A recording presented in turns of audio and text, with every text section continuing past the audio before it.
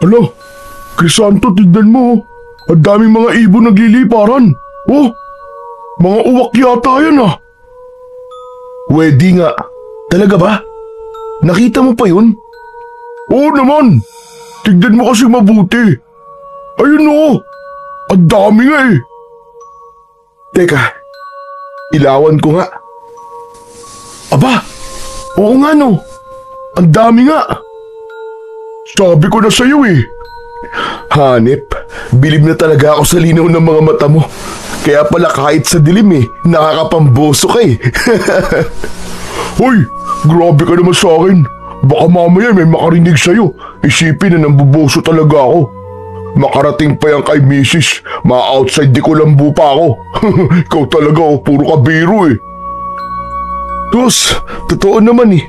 Paano ba naman kasi, maski ang dilim-dilim ng paligid nakita mo pa yung mga uwak na nagliliparan. Grabe, ang itim no pre. Kung di ko pa inilawan di ko maaninag yung mga sinasabi mo. Huwag ka maingay. Tahimik na. Isarado mo na yung bibig mo. Ito naman, masyado ka namang nerbiyoso. Huwag ka mag-alala. Safe sa akin ang sikreto mo. Wala namang makakarinig sa atin dito sa laot, no? Maliban na lang kung may sirena dito. Huwag ka naman manakot. Alam mo namang usap-usapan talaga na may sirena talaga dito eh. Pambihira ka naman oh. Talaga ba? Natatakot ka si Serena? Panakot lang sa bata yun. Hindi sila totoo. Nako, mabuti pa tara na sa pantalan. Siguradong pagkakaguluhan na naman ang huli nating mga isda. Tahimik na tumango si Dolpo habang pinagmamasdan pa rin ang mga uwak na lumilipad sa impapawid. Maya-maya pa ay bigla siyang napatingin sa tubig. Parang may anino sa ilalim ng mga alon. At pakiramdam niya ay may nagmamasid at sumusunod sa kanila. Samantala, si Crisanto naman ay abala sa pag-aayos ng mga lambat. Tila walang pakialam sa kakaibang pakiramdam ng kanyang kasama. Tahimik silang naglalayag papuntang pantalan. Ilang sandali pa nang marating nila ang pangpang, nagsimula na silang magbaba ng isda. At tulad ng inaasahan, agad nga na dinagsa sila ng mga tinderang namamakyaw ng kanilang mga isda. At nang matapos ang kanilang pakikipagtransaksyon, umuwi na sila. Ang dalawa ay nakatira sa isang isla kung saan may maliit na komunidad. Maliwanag na nang makarating sila doon. Nakita nilang naghihintay na doon ang asawa ni Dolfo. Nagdadalang tao ito pero gustong-gusto nito na palaging magpunta sa pangpang para abangan ang pag-uwi ng kanyang mister. Grabe pre, anong gayuma ba ang ginamit mo sa asawa mo? Araw-araw na lang nakaabang sa pampang ha. Walang palya. Anong gayuma sinasabi mo? Ang sabihin mo, masyado siyang nabighani sa kagwapuan ko. Sus, saan bandang gwapo dyan? Patingin nga. Siyempre, sa bandang mukha ko. Alangan naman sa mukha mo. Wala kang ang jowa eh. Aray ko naman pre, pinipersonal mo na yata ako niyan ha? Ikaw talaga ha? Pabiro munang nag-wrestling ang dalawang magkaibigan bago nila dinaong ang bangka. At nang huminto sila at makababa, siniguro nilang nakatali ito para hindi tangayin ng alon. Agad namang sumalubong ang asawa ni Dolpo at niyakap pa ito. Hindi naman maiwasang makaramdam ng inggit si Crisanto sa pagmamahalan ng dalawa. Wala pa naman kasi siyang napupuso ang babae, kaya wala pa siyang nagiging nobya. Umuwi na lamang siya sa bahay. Dala ang isang malaking isda na hindi niya binenta para pang ulam nila ng tatay niya. Oh, Nariyan ka na pala anak. Kumain ka na bago matulog ah. Nakapaghain na ako. Salamat tay. Ito nga pala tayo. May uwi ako malaking isda. Aba, napakalaking isda naman ito. Hindi natin ito mauubos anak. Pero anak, para siguradong di masasayang, pagka nakaluto na ako mamayang tanghali, dalhan mo na lang yung anak ni Juana. Ayan na naman kayo tay. Nirereto nyo na naman ako kay Isabel eh. Ano bang masama roon? Dalaga naman siya, binata ka naman. Aba, kung hindi ako kikilos anak, baka hindi ka na makapag-asawa. Tignan mo nga ang kaibigan mo si Dolpo. Magkakaanak na. Samantalang ikaw, bokya ka pa rin. Itay, manliligaw po ako kapag may napusuan na po ko. Sa wala pa po akong nakikitang babae na nagpapatibok po ng puso ko eh. Aba, ano pala ang kulang kay Isabel? Maganda naman siya, morena, sexy. Ang gusto mo naman yata kasi, malalabanos ang kutis tulad ng mga nakikita mo sa pantalan. Naku kay Santo, kung ganung mga babae ang gusto mo, abay, aralin mo ang ibang trabaho. Hindi mo kayang ibigay ang luho ng mga yun sa pangingisda lang. Itay, hindi naman po sa ganun. Hindi lang po talaga si Isabel ang tipo kong babae. Mas matapang pa sa akin yun eh. Hindi kami talo nun. Ay nako, bahala ka nga. Pero sana naman, mabigyan mo na ako ng apo. Para naman kahit matanda na ako at hindi ko na kayang mangisda, ay may pinagkakaabalahan naman ako dito. Oo na po, Susubukan ko po tayo, huwag kayong mag-alala. Pwede na po ba akong kumain? Aba, hindi kumain ka, wala naman pumipigil sa'yo. Hindi ko naman dala ang kaldero. Sige na, kumain ka na. Napapailing na lang si Crisanto habang dumudulog sa mesa. Araw-araw na lang kasi na pinipressure siya ng kanyang ama tungkol sa pag-aasawa. Simula nang mag-asawa ang kaibigan niyang si Dolpo, ay hindi na din tumigil ang ama niya sa kakareto sa kanya, at ang pinakapaborito nitong ereto ay ang anak ng kumari nito. Pero wala talaga siyang gusto kay Isabel. Tuwing nagkikita sila ay nag-aaway sila at madalas pa nga na magkapikunan. Pagkatapos kumain ay nagpahangin lang ng konti sa labas si Crisanto, at nang antukin ay pumasok na siya sa kanilang kubo para matulog. Maaga kasi silang pumalaot ni Dolpo, lalo na't kalmado ang dagat kanina. Paglapat ng kanyang katawan sa kanyang higaang katre ay nakatulog siya kagad. Ilang sandali ang nakalipas, nagising siya sa tapik ng kanyang ama. Crisanto, gising na. Ano ka ba naman, bata ka? Talagang hindi ka makakapag-asawa niyan. Abay, tanghali na nakahilata ka pa. Tay, ang bilis niyo naman pong manggising. Anong oras na po ba? 11:00 na anak, tanghali na. Nakaluto na ako ng ulam. Hala, sige na, bumangon ka na riyan. At bigyan mo ng ulam si Isabel. Anak ng tay naman eh. Akala ko po ba tapos na tayo kay Isabel? Kung talagang gusto niyo siya, bakit hindi kayo manligaw doon? Promise tay, hindi ako magagalit. Total matagal naman ang nasa langit si inay eh. Pwede ka na ulit mag-asawa kung gusto mo. Anak ng lintik na to, bakit akong pinag-aasawa mo? Ikaw ang mag-asawa dahil tumatanda ka na. Uy, grabe naman po kayo sa tumatanda tay. Wala pa nga akong 30 anyos eh.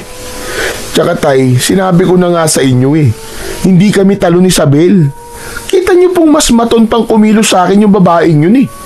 Kung manliligaw man po ko tay, ang gusto ko, dun sa babaeng kong kumilos ay babaeng babae. Anong sabi mo? Biglang natigilan si Crisanto nang marinig mula sa kanyang likuran ang boses ni Isabel. Kinabahan siya ng todo at ramdam na ramdam niya ang mabilis na tibok ng kanyang puso. Hoy! Ikaw na magaling na lalaki ka. Kung hindi mo ako gustong ligawan, aba, mas lalong ayaw ko magpaligaw sa katulad mo. Tsura mo, kala mo pogi. O Sabel, Ineng, nariyan ka pala. Nagbibiro lang naman itong binata ko. Huwag mo na siyang pansinin. Sige po. Siya nga po pala man Tiburcio. Pinibibigay po ni Inay itong biko na niluto niya. Para sa inyo lang po ito ha. Hindi pwedeng kainin ng iba riyan. Eh di wag. Kahit gaano pa kasarap ang luto ni Aling Juana, hindi ko talaga kakainin kapag ikaw ang nagdala. Baka lagyan mo pa ng gayuma yan eh. Mainlove pa ako sa'yo. Abat, ang kapal ng mukha nito ah. Kung manggagayuma lang din naman ako, pipili na ako ng gwapo. Hindi katulad mo. Aba, bakit? Gwapo naman ako ah. Pero sorry, hindi ako magpapagayuma sa'yo, no? Abat, talagang ginagalit mo ako, no? Anong gusto mo, ha? Halika dito, magkasubukan tayo. Oh, kita mo na tay, kita mo na. Ganyang babae ba ang gusto mo manugangin? Masahol pa sa mato na. Anong sabi mo? Buisit kan talaga. Nagtaas na ng manggas si Sabel habang nakaamba na ang pagsuntok. Akala mo isang lalaking siga na nag-aamok ng away. Hindi alam ni Crisanto kung bakit sila inirereto ng mga magulang nila. Simulat sa pool naman ay magkaaway na silang dalawa na parabang aso at pusa. Biglang sumulpot si Dolfo. Oh, ano na naman ba yung away na yan? Alam nyo kayong dalawa, bakit hindi na lang kayo magmahalan kaysa lagi kayo nag-aaway? Tatandang dalaga na lang ako kung si Crisanto lang din naman na mapapangasawa ko. Aba, akalain mo yun, dalaga ka pala. Hindi halatang dalaga ka eh. Leche ka! Kung hindi dahil kay Inay at Mantiburcio, never akong aapak sa pamamahay mo. Ay nako, makalayas na nga. Ang baho ng amoy dito. Padabog na lumabas ng kubo si Sabel. Sinuntok pa nga nito ang pinto bago tuluyang makalabas. Naiwan naman si Crisanto na naiinis dahil sa ginawa ng babae. Pre, paamuhin mo kasi yung babae. Eh, ginagalit mo eh. Kaya nga naman, turuan mo nga na magpaamo ang kaibigan mo, Dolpo. Para naman hindi na pag-iiwanan. Sige po, Tatay Tiburcio. O ano pre, kailan ko sisimulan ng pagtuturo sa'yo? Si Raulo, saka pa dyan. Diyan ka na nga. Uy, sandali lang. Ito naman hindi na mabiro. Kaya nga pala ako pumunta dito ay para tanungin ka kung pwede ba tayo ulit pumalaot bukas. Ano ka mo? Gusto mo pumalaot ulit? Aba, sumisipag ka yata ngayon. Oo kailangan eh. Alam mo namang kabuhanan na ni Mrs. Tsaka madami ang isdang nahuhuli natin ngayon. Ayoko naman sayangin ang pagkakataong kumita, di ba? Eh di gaya ng dati, madaling araw pa rin tayong papalaot. Dating oras ha. O sige, Chong. Salamat. Sige. O yan. Ganyan ang masarap sa pag-aasawa, Crisanto. Yung may pinaglalaanan ng kita. Ay nako, si tatay naman oo. Bakit tay? May pinaglalaanan din naman ako ng kita ko ah. Hindi naman nasasayang eh. Sus! Ay siya nga pala, Dolpo. Di ba't malapit ng mga nakang asawa mo? Di ba't dapat binabantayan mo na? Kasi anumang oras, baka manganak na yon. Opo, Tatay Tiburcio. Pero sabi naman po ni Aling Juana na hindi pa siya manganganak ngayong araw. Kailangan ko po kasing kumayod para din may pera kami sa paglabas ni baby. Sige, ikaw ang bahala. Pero huling palaot mo na yan para may kasama ang asawa mo. Hindi natin alam, hindi ba? Opo. Nagpaalam na si Dolfo. Nang sila na namang mag-ama ang naiwan, muling ipinilit ni Mang Tiburcio na dalhan ng ulam ang dalaga.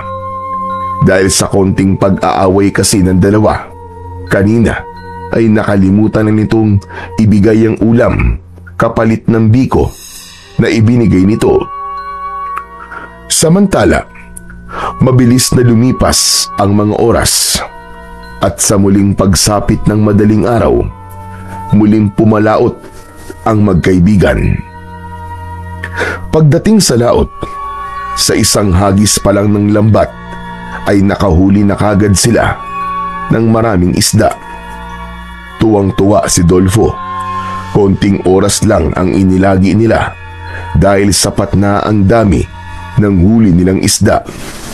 Kagad silang nagpunta muli sa pantalan para ibenta ang mga ito. Medyo may kalakihan ang kinita nila ng araw na yon. Samantala, pagbalik nila sa isla ay nagtaka si Crisanto nang makitang wala ang asawa ni Dolfo sa pangpang. Oh, ngayon lang yata wala ang asawa mo, pre. Araw-araw na nakaabang sa yun, pero ngayon lang pumalya. Oo nga eh. Ano kaya nangyari? Hindi kaya nanganak na siya, pre? Maya-maya, habang itinatali nila ang bangka, dumating si Mang Tiburcio. Tumatakbo ito palapit. Dolfo! Dolfo, iwan mo na yan! Bilis! Bilisan mo! Umuwi ka na! Oh, bakit to? Ano po nangyari? Basta umuwi ka na lang iyo. Kami nang bahala dyan. Sige po. Mabilis na tumakbo pa uwi si Dolfo. Dala ng sobrang pag-aalala sa asawa. Mabilis na itinali ni Mang Tiburcio ang bangka at pagkatapos ay kinausap niya ang anak. Anak, sundan na natin ang kaibigan mo. Tara na. Teka tay, bakit po ba? Ano po bang nangyari sa asawa niya? Nanganak na po ba? Bago pa makasagot si Mang Tiburcio, ay narinig nila ang malakas na pag-iyak ni Dolfo. Malapit lang kasi ang bahay nito sa pangpang. Diyos ko po! Asawa ko! Sino may gawa nito sa'yo? Dahil sa narinig, ay napatakbo agad si Crisanto papunta sa bahay ng kanyang kaibigan. Pagdating doon, ay nadatnan niyang nakahiga sa papag ang asawa nito. Manipis na ang tiyan at nababalutan ng kumot ang katawan. Napakapusyaw ng mukha nito na para bang wala ng buhay. Diyos ko! Ano nangyari kay Dina, tay? Mukhang inaswang, anak. Kinuha ang sanggol sa tiyan niya. Paano nangyari yun? Wala namang aswang dito sa atin Hindi ko nga rin alam eh. Nakita na lang namin si Dina. Nawakwak ang tiyan at wala na ang sanggol. Patuloy ang malalakas na pag-iyak ni Dolfo. Hindi makapaniwala ang lahat sa sinapit ng asawa. Diyos ko, patawarin mo ako, Dina, asawa ko. Hindi na lang sana kita iniwan na mag-isa. Hayop ang mga aswang na yan. Hayop sila. Papatayin ko sila. Papatayin ko sila. Halos magwala sa galit si Dolfo. Hindi nito malaman ang gagawin kung lalabas ng kubo o yayakapin ang asawa. Sa huli ay napaluhod ito sa tabi ng papag bago umiyak ng malakas at piniling yakapin ang asawa. Awang-awa naman si Crisanto kay Dolfo. Ang tagal bago naimasmasan si Dolfo, ramdam ni Crisanto ang labis na pagdurusa ng kaibigan niya dahil asawa't anak nito ang nawala. Hindi siya umaalis sa tabi nito para umalalay. Naimasmasan man si Dolfo sa pag-iyak ay bakas naman ang galit sa mukha nito. Ano ba nangyari sa asawa ko? Bakit nangyari sa kanya yun? Bakit? Bakit? Nakarinig na lang kami ng malakas na sigaw mula sa kubo nyo. Nang puntahan namin, ay nakakita kami ng mga ibon sa bubong ng bahay nyo. Nagliparan ng mga ito paalis. Tapos nang pasukin namin si Dina, wala na. Wakwak na ang tiyan niya. Mga uwak po ba tinutukoy yung ibon, Mantiborsyo? Rodolfo, hindi ko nga alam kung saan galing ang napakaraming uwak na yun eh. Dati naman nang may mga uwak dito. Pero kakaibang mga yon, ang dami nila. At sama-sama kung lumipad. Mga lintik na ibog yun. Papatayin ko sila. Papatayin ko sila lahat. Agad na kinuha ni Dolfo ang terador niyang nakasabit sa haligi ng kubo at pagkatapos ay mabilis na lumabas ng bahay. Mabilis namang sinundan ni Crisanto ang kanyang kaibigan. Dolfo! Dolfo, sandali!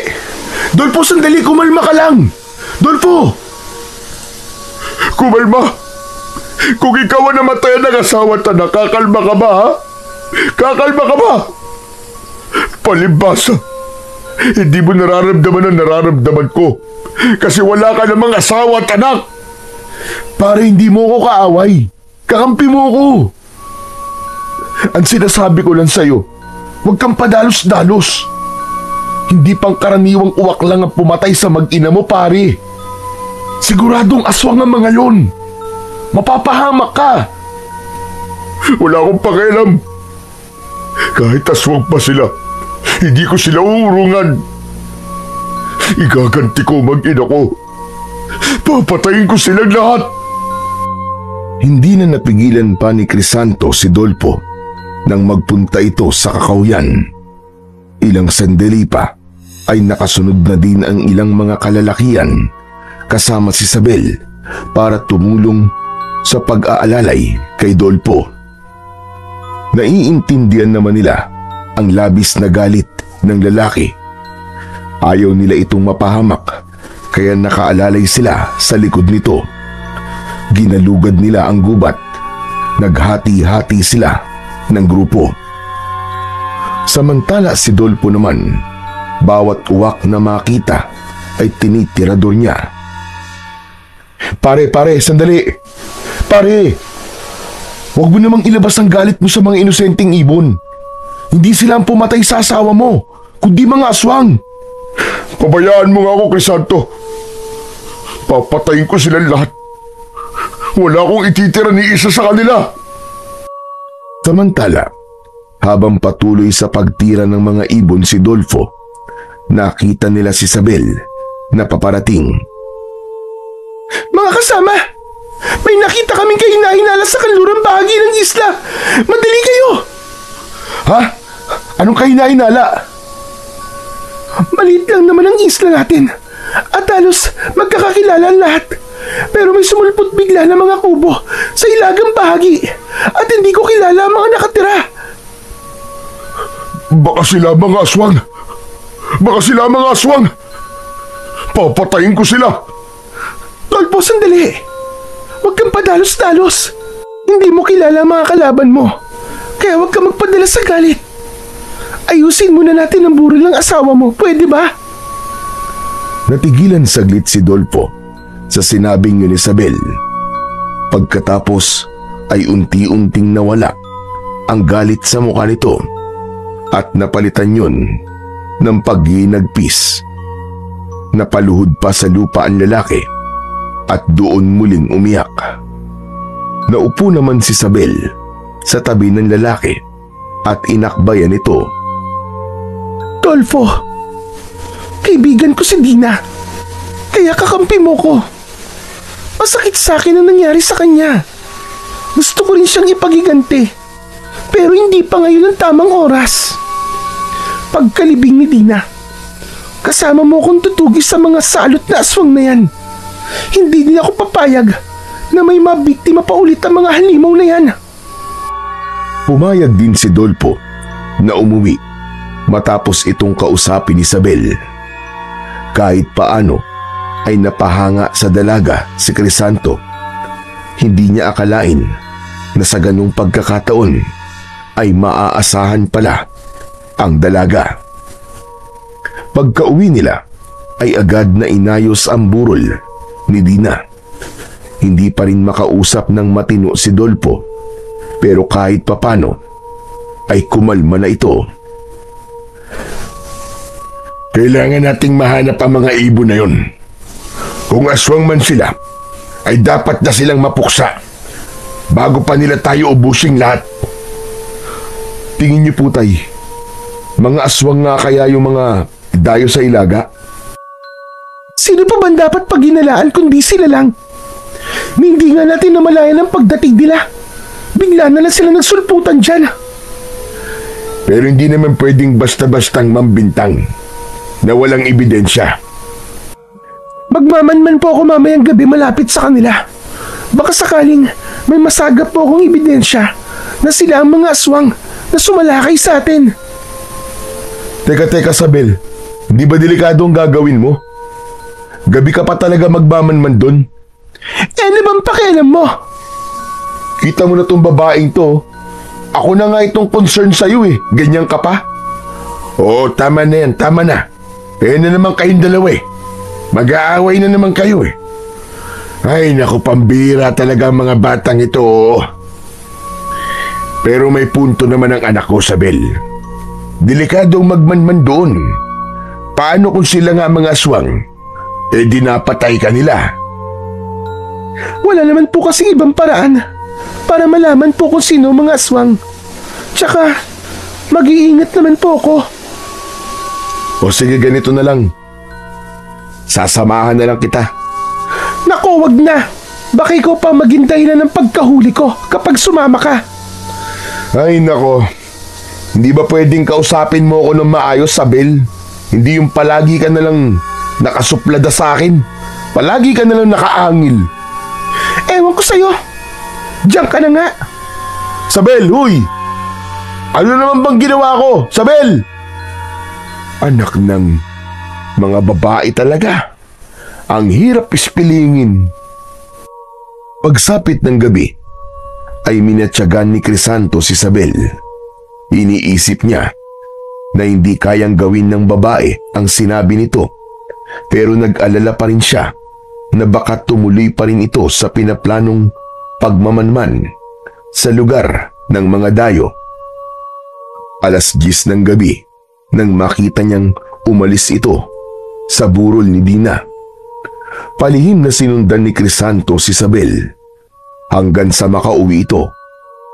Akala ng binata ay matutulog na ang dalaga, pero nagulat na lang siya nang muli itong lumabas. Nakasuot na ng itim na pantalon at t-shirt. Nakatago ang mahabang buhok sa suot na sombrero, tapos may nakasabit pang itak sa bewang nito. Naglakad si Isabel papunta sa kakawyan, kaya napakamot na lang sa ulo ang binata. Anak ng teteng, napakatigas talaga ng ulo ng babaeng to. Saan kaya kumukuha ng tapang to? Palihim niyang muling sinundan si Isabel. May dala itong flashlight habang si Crisanto ay pilit inaaninag ang daan sa tulong ng mapusyaw na liwanag ng buwan. Pagkatapos ng mahaba-habang lakaran, ay nakarating sila sa hilagang bahagi ng isla. Nagtago si Isabel sa malalagong damo habang nakasilip sa kuta ng mga dayo.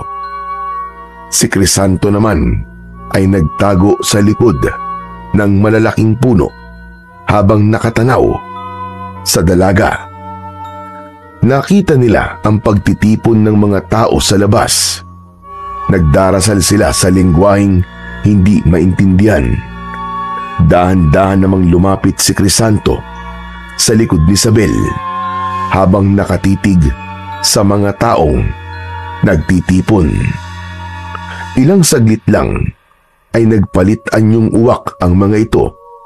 Akmang sisigaw si Isabel, pero mabilis na natakpan ni Crisanto ang bibig ng dalaga.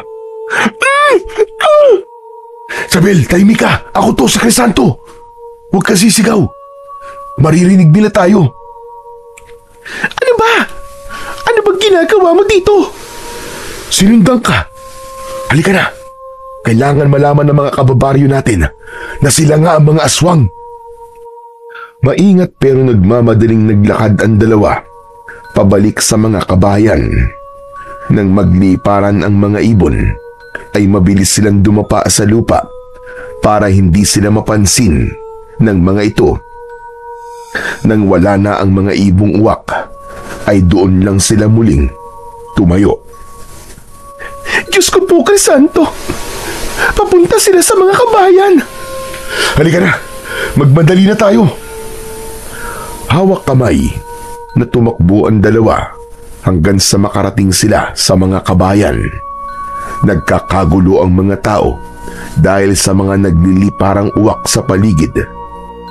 Lalo na sa burol ni Dina. Nagpulasan ang mga tao at pumasok sa kanya-kanyang mga bahay. Ang natira na lang sa burol ay si Dolpo at ang mga magulang ni Dina. Natigilan naman sila Crisanto at Isabel sa hindi kalayuan at parehong nakatanaw sa mga ibon. Mula doon ay rinig na rinig nila ang pagsigaw ni Dolpo. Mga walang hiya! Papatayin ko kayong lahat! Uubusin ko kayo!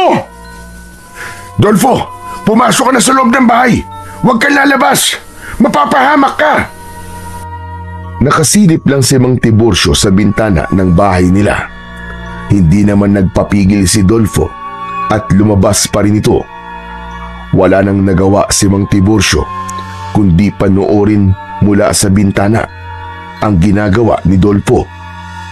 Hindi na nga napigilan pa si Dolfo ng mga magulang nito, lalo na nang damputin nito ang terador at mabilis na lumabas ng bahay.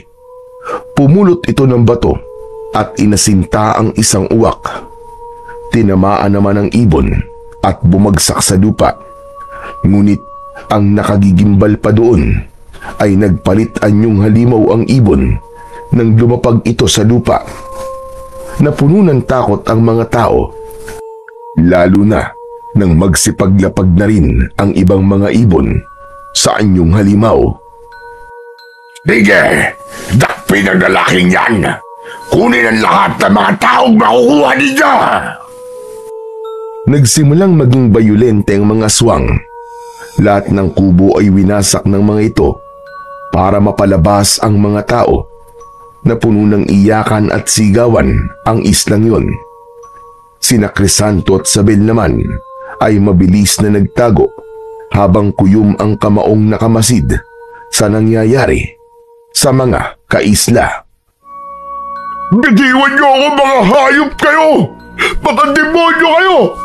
Pagbabayaran niyo ang ginawa niyo sa asawa ko! Matapang ka, lalaki! Wala ka nang laban! Napakayabang mo pa rin! Paano mo kami mapapaslang kung biyag ka na namin? Hindi ko man kayo mapatay ngayon, pero darating din ang karma yung tandaan niyo yan! Mga hayop! Mga halimaw! Hindi mangyayari yan dahil simula sa araw na ito, ako na ang magiging pinuno sa islang ito at kayong lahat magiging pagkain na lang namin kayo. Maawa kayo sa mga tao rito. Wala kaming kasalanan sa inyo. Nananahimik ang isla namin kaya pakiusap. Umalis na kayo dito. Sa tingin mo ba ay aalis pa kami dito, hatanda? Payapa ang islang ito at bihira ang nagagawin dito. Ligtas ang aming kulto dito, kaya dito kami magsisimula ng bagong buhay. Habang nagkakagulo ang lahat, isang aswang ang nagsabing mabubusog sila sa gabing yun dahil marami silang pwedeng kainin, mga bata at babae. Subalit hindi sumang-ayon doon ang kanilang pinuno. Huwag! Hindi natin sila dapat ubusin ngayong gabi para may pagkain pang matitira sa mga susunod na araw. Unahin ang mga walang pakinabang. Unahin ang matatanda. Humalakhak ang mga aswang bago nagkanya-kanya sa pagdampot ng mga matatanda. Unang kinuha si Aling Juana na ina ni Isabel. Nagpumiglas ang matandang babae pero malalakas ang aswang na may hawak sa kanya. Kitang-kita naman ni Isabel ang takot at pagmamakaawa ng kanyang ina. Hindi na kinaya ng babae ang nakikita kaya tumayo siya sa pinagkukublihan. Isabel, saan ka pupunta? Papatayin nila ang nanay ko! Papatayin ka din nila kapag nagpakita ka. Anong gusto mong gawin ko? Tumunganga na lang habang pinapatay ang nanay ko? Kung naduduwag ka, magtago ka na lang dito. Pero pabayaan mo akong makalis. Mabilis na nakatakbo si Isabel palapit sa kanyang ina. Wala nang nagawa pa si Crisanto kung hindi ang magtago habang nagdarasal na sana ay walang mangyari sa mga mahal niya sa buhay. Mga hayop kayo! Bitiwan niyo ang nanay ko! Hulihin ang babaeng yan! Tignan nyo kung may kasama pa siya! Mabilis na kumilos si Crisanto at tumakbo siya papasok sa madilim na bahagi ng kakawyan. Hindi siya tumigil sa pagtakbo hanggang sa narinig niya ang malakas na sigaw ng aswang. Nakita na siya ng mga ito na tumatakas. Hanapin ninyo! Hindi rin naman makakaalis sa isla ang taong yon! Nagpatuloy siya at hindi tumigil hanggang sa makarating sa kabilang bahagi ng isla. Nakita niya ang pampang. Walang tao. Wala na rin siyang ibang matatakbuhan. Lalo at alam niyang nakasunod sa kanya ang mga aswang sa kakawyan. Maya-maya pa ay dumating na ang kanyang mga kalaban. Unti-unti siyang napaatras hanggang sa ang tubig ay naramdaman na niya sa kanyang mga paa. Mariing napapikit si Crisanto nang maalala ang kanyang ama. Matanda na rin ito at tiyak na isa ito sa mga papaslangin. Nilingon niya ang mga humahabol sa kanya.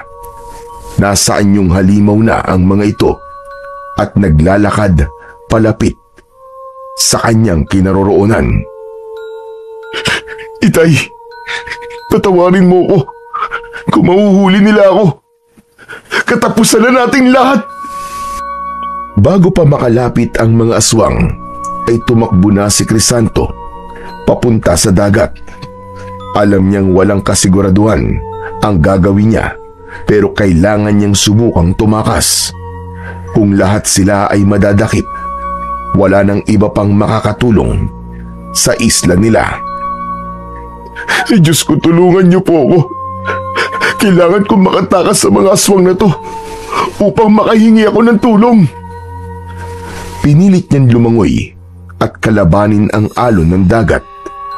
Walang kasiguraduhan ang paglangoy niya at ang tanging kinakapitan niya ay ang pag-asang magmilagro para mabuhay siya at makatawid sa malawak na dagat. Sumuko ang mga aswang sa paghabol sa kanya. Bumalik na ang mga ito sa mismong baryo. Samantala, ilang oras ding nagpalutang-lutang sa dagat si Crisanto. Napapagod na siya sa paglangoy at sigurado din naman na walang tulong na darating para sa kanya. Nagdasal siya sa kanyang isip na sana ay magkaroon ng himala at makaligtas siya sa tiyak na kapahamakan. Pinilit niyang ilaban ang kanyang buhay, laban sa lamig at sa banta ng pagkalunod. Gusto niyang makaligtas para mabalikan niya ang kanyang mga kaisla. Ngunit bigla siyang napulikat. Napadaing siya sa sakit hanggang sa unti-unting lumubog. Pinilit niyang umahon pero hindi niya na nakayanan pa ang lakas ng alon. Marami na siyang nainom na tubig. Buong akala niya ay katapusan niya na. Pero bago siya nawalan ng malay, ay naramdaman niyang may biglang pumulupot na mga kamay sa kanyang braso. Hindi niya na nakita kung sino ang humawak sa kanya dahil tuluyan na siyang nawalan ng malay. Nang bumalik ang ulirat ni Crisanto, ay nasa isang madilim na kuweba na siya at nakahiga sa malaking tipak ng bato. Nananakit ang buo niyang katawan pero pinilit niyang makabangon. Nagulat pa siya nang may marinig na malamyos na tinig. Kumusta na ang iyong pakiramdam, Crisanto? Ha? Sino ka? Nasaan ka? Narito ako sa tubig. Huwag kang mag-alala. Isa akong kaibigan. Isang magandang babae ang nasilayan ni Crisanto na nakalublob sa tubig. Tanging ulo lang nito ang nakalitaw kaya hindi niya makita ang buong katawan ng babae. Nakakapag-adjust na din ang mga mata niya sa dilim. At kahit paano ay may sumisilip na ring liwanag mula sa bukana ng kuweba. Sino ka? Nasaan lugar tayo? Narito ka sa lugar ko. Nalunod ka sa dagat. Kaya dinala kita dito. Isang araw kang walang malay. Teka, naaalala ko na. Tumakas ako mula sa mga aswang na gustong sumakop sa isla. Pinulikat ng pa ako, kaya nalunod ako. Salamat sa tulong mo ha, kaibigan. Ang ginawa kong pagsagip sa buhay mo ay pasasalamat ko din sa pagsagip mo sa amin. Ano? Pagsagip sa inyo? Wala akong natatandaan na may iniligtas akong magandang babae. Ikaw ang pumigil sa mga mangingisda noon sa pagpapasabog ng dinamita sa dagat. Dahil sa iyong katapangan, napigilan sila na iligtas mo muntikang pagkasira ng aming tahanan. Teka, sino ka ba talaga? Hindi ko kasi maintindihan ang mga sinasabi mo. Anong tahanan na muntik masira? Ang dagat? Ibig sabihin, nakatira ka sa dagat? Lumangoy palapit ang babae at gumapang patungo sa kinatatayuan ni Crisanto. Napaatras ang binata nang makita ang kabuuang katawan ng babae. May buntot ito ng isang isda. Isa kang sirena? Huwag kang matakot, Crisanto. Tulad ng sinabi ko, hindi ako kaaway. Matagal na kitang minamatyagan, kaya alam kong mabuti ang iyong kalooban. Diyos ko po, huwag ka lalapit sa akin. Huwag ka lalapit sa akin. Bakit ka natatakot, Crisanto?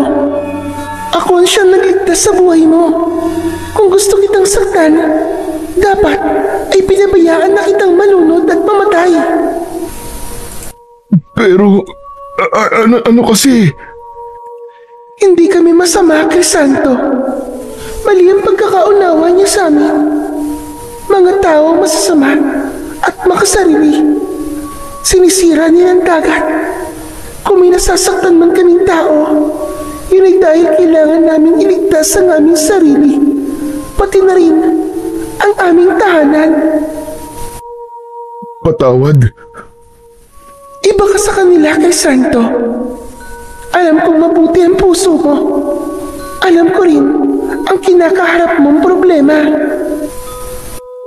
Naalala bigla ni Crisanto ang kalagayan ng kanilang isla at ang misyon niya kung bakit nilangoy niya ang dagat. Kailangan ko pala makahingi ng tulong. Kung isa kang ang kaibigan, tulungan mo kung makarating sa pantalan. Sige na. Sa pantalan? Bakit? Kanino ka hihingi ng tulong doon? Sigurado ka bang matutulungan ka nila? Natigilan si Crisanto sa sinabing yun ng Serena dahil masyadong malayo ang munisipyo sa kanila. Kailangan pa niyang bumiyahe para makarating sa istasyon ng pulisya. Mahihirapan pa siyang ipaliwanag sa mga pulis ang nangyayari sa kanilang isla. Baka hindi sila maniwala na aswang ang sumalakay sa kanila.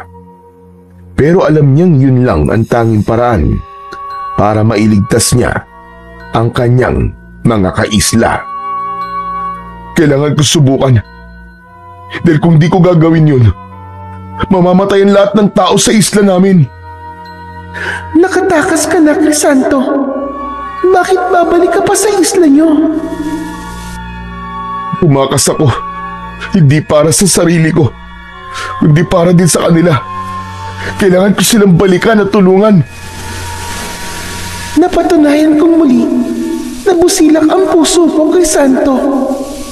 Hindi ka makasarili.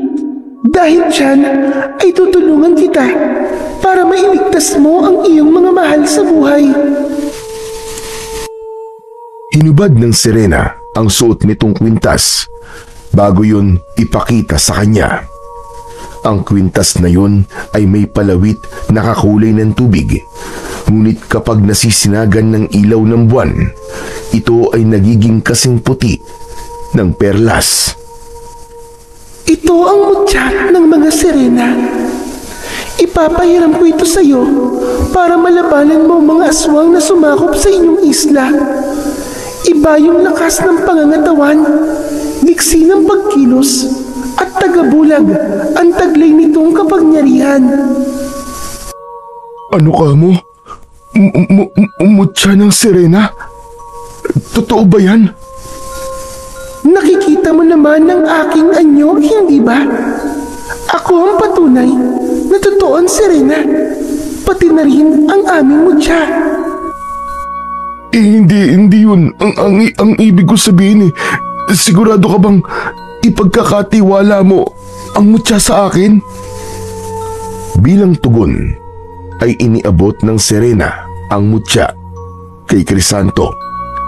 Hindi naman makapaniwala ang binatang si Crisanto nang kunin niya ang mutya mula sa kamay ng Serena. Halika, Crisanto.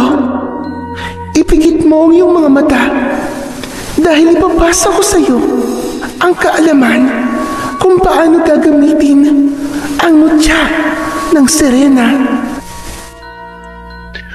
Ipinikit ni Crisanto ang kanyang mga mata. Tila ba may kung anong init siyang nararamdaman sa palad niya nang may hawak sa mutya. Gumapang ang kakaibang init na yun sa buo niyang katawan at para siyang nalulunod sa kung anong enerhiyang dumaloy sa kanyang mga ugat. Hindi niya kinaya ang malakas na enerhiyang yun, kaya nawalan siya ng malay. At nang muli siyang magkaroon ng ulirat, nakadapa na siya sa buwanginan. Nasilaw pa siya sa liwanag ng araw, kaya mariin siyang napapikit bago marang bumangon. Dahan-dahan niyang muling minulat ang kanyang mga mata. Doon lang niya napagtanto na naroroon na siya sa kanilang isla. Naglakad siya sa may kakawyan upang makapagkubli, at doon ay may nakita siya. Sa hindi kalayuan ay natanaw niya si Dolpo, tila nagmamanman sa paligid. Laking tuwa naman ni Crisanto dahil buhay pa pala ang kanyang matalik na kaibigan. Dolpo! Dolpo! Tatakbo na sana siya para lapitan ang kaibigan nang matigilan siya. Paano ay nilapitan ito ng isang lalaki na hindi niya kilala. Nag-usap ang dalawa na para bang magkakilala. Kapwa nila narinig ang boses niya. Kaya naman, agad na ipinahanap ng aswang kung kanino at saan galing ang boses na tumawag kay Dolpo. Hayop ka! Hayop ka, Dolpo! Kumampi ka na sa mga aswang! Hayop ka! Traidor! Kagad siyang naghanap ng mapagtatanungan pero wala siyang makita. Tiyak na maski magtago siya sa likod ng mga puno ng oras na yon, ay tiyak na mahahanap siya. Kulang na siya sa oras hanggang sa isang aswang ang lumapit sa kanya, pero dinaanan lang siya nito. Parang hindi man lang siya nakita. Ilang aswang pa ang dumaan, pero hindi pa rin siya inaatake ng mga ito. Samantala ay ramdam niya ang mutyang ibinigay sa kanya ng Serena. Nang mapagtantong may tagabulag ang kapangyarihan ng Serena, minabuti na muna niyang magmatsyag sa paligid. Inabot na siya ng gabi. Nagpaikot-ikot siya sa mga kabayan. Nalungkot siya nang malamang tuluyan na ngang nasakop ng mga aswang ang kanilang isla. Ang mga tao ay ikinulong na parang mga hayop, habang ang ilan sa mga taga-isla ay malaya. Yun ang ipinagtataka ni Crisanto. Nang makita niyang lumapit si Dolpo kay Isabel, ay lumapit din siya. Taglay ang tagabulag. Isabel, umanib ka na sa amin para hindi ka na nahihirapan. Kahit kailan, hindi ako magiging duwag na katulad mo, Dolpo. Ipinagpalit mong iyong kaluluwa sa mga aswang para mabuhay ka. Nakalimutan mo na ba na sila ang pumatay sa iyong mag-ina? Hindi ko nakakalimutan yan, Isabel. Pero sa pagkakataong to, kailangan kong pumili kung buhay at kamatayan. Natural na pipiliin ko mabuhay. Kaya kung ako sa'yo, pumayag ka ng maging aswang. Hindi natin alam. Baka isa sa mga araw na to, ikaw na ang susunod na maging pagkain. Mabuti nang mamatay nang may dangal kaysa maging katulad mong hangal. Umalis ka dito kung wala ka rin namang matinong sasabihin. Layas! Gusto lang naman kitang iligtas eh. Huwag mo na akong kumbinsihin dahil hindi ako aanib sa inyong mga animal kayo. Dolfo, sana hindi ka isumpa ng asawa at anak mo. Hayop ka. Masahol ka pa sa kanila. Hindi nakinig si Dolpo kay Isabel. Mabilis na lumayo ito kay Isabel. Ngunit sa sandaling umalis ito at nakatalikod na sa dalaga, kitang-kita ni Crisanto na tumulo ang luha sa mga mata ng kaibigan.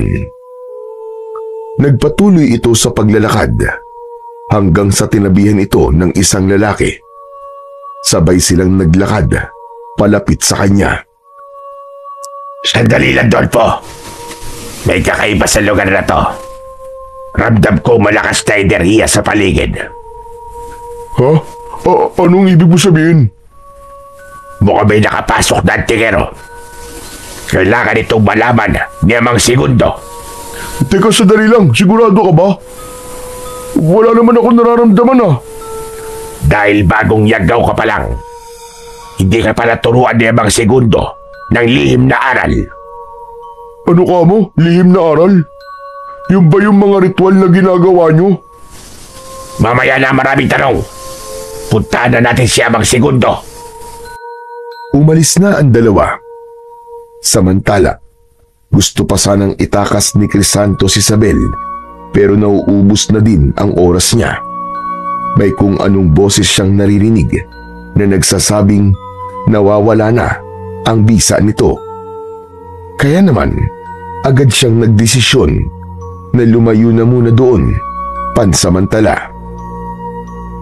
Mabilis siyang tumakbo palayo at nagtago sa malalaking tipak ng bato malapit sa dagat.